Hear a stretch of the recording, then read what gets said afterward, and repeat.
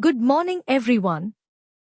I hope you all are doing well and may have revised the previously learned topics. So now, our today's topic is separation of substances. We separate components in mixtures for different purposes in our daily life. For example, we remove small stones from rice before cooking, remove worms and husk from flour by sieving before preparing roti.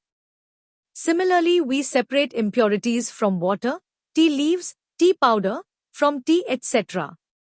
Tea, laddu, lemon juice, concrete, soil, all these items are mixtures as they contain more than one substance. Combination of more than one substance forms a mixture. Some mixtures are natural like soil. Some mixtures are man-made like laddu, lemon juice, etc. A vitamin is a substance that makes you ill if you don't eat it. Concrete is the combination of sand, stones, and cement, which is filled in iron frames. Methods of separation. Hand picking. Stones are separated by hand picking from rice and pulses. Winnowing. When farmers thresh their crops, they get a mixture of husk and grain. On a windy day, a farmer stands on a high platform and allows the mixture of grain and husk to drop slowly from the flat pan. The wind carries the husk forward and the grains fall vertically downward. A separate heap of grain is formed. Husk is very light as compared to the grains, and farmers use this property. Sedimentation and decantation. Take a mixture of soil and water in a glass tumbler and keep it undisturbed for some time. You will find that the sand and the mud particles in the soil settle down at the bottom of the glass tumbler. These are called sediments. This process of separation of mud and sand is called sedimentation. After sedimentation, the tumbler is gently lifted. The tip of the tumbler is inclined on the edge of another tumbler without disturbing the sediments. The water gets separated from the sediment, mud. This process is called decantation. Concrete is the combination of sand, stones, and cement, which is filled in iron frames. Sieving and filtration. Tea leaves are separated from tea using a strainer. We use sieves to separate tea leaves, tea powder, from tea and sand from gravel. Farmers separate grains which are bigger in size from the smaller ones by sieving. The bigger grains are then used as seeds or sold at higher price.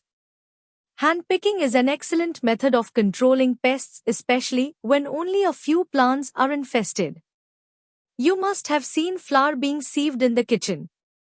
The flour particles are very fine and pass through the holes of a sieve, but the husk particles being large are left on the sieve. Filter paper is a sieve made of paper which has very fine holes. We can filter very small particles using this type of sieve. We use the filter paper to filter water. The pores in a filter paper are so minute that we cannot see them with naked eyes. Think, how small should the particles of salt dissolved in water be if they are to pass through filter paper? Soil and rock layers naturally filter the groundwater to a high degree of clarity. You can walk on waters of Dead Sea. It is a salt lake bordering Jordan to the east and the West Bank to the west. Crystallization. Heat some salt water in a beaker over a flame. Stir the solution with a glass rod. Continue heating till all the water in the beaker has evaporated. You will find salt crystals and powder in the dish. Water is generally evaporated in sunlight. We use this property while extracting salt from seawater. Seawater is captured in wide pans and is exposed to air and sunlight. Then water evaporates and the salt is left behind in the pans. In the Middle Ages, salt was so expensive it was sometimes referred to as white gold. Chilka Lake is India's largest salt water lake. Distillation. Before administering injections to patients, doctors mix injection powder with some liquid. This is water and it is known as distilled water. You can get your own distilled water by following the mentioned procedure. We need to fill a conical flask with water, close it with a cork having a hole. Insert a glass tube through the hole. Take another conical flask with a cork having a hole and insert another glass tube through it. Connect both tubes with a rubber tube. Now heat the flask containing water using a Bunsen burner. After some time, water vapor goes into the second conical flask through the glass tube. The water vapor will slowly turn to water. The water in the second conical flask is called distilled water.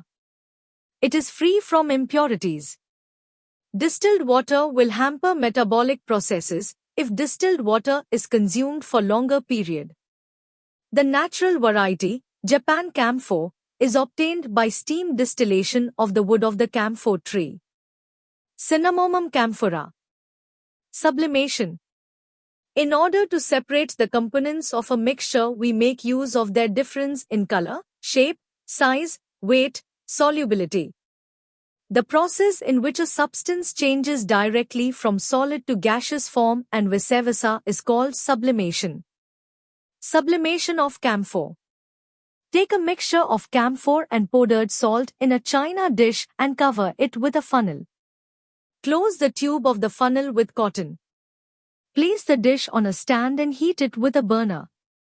When camphor is heated, it transforms into liquid or directly change into gaseous form.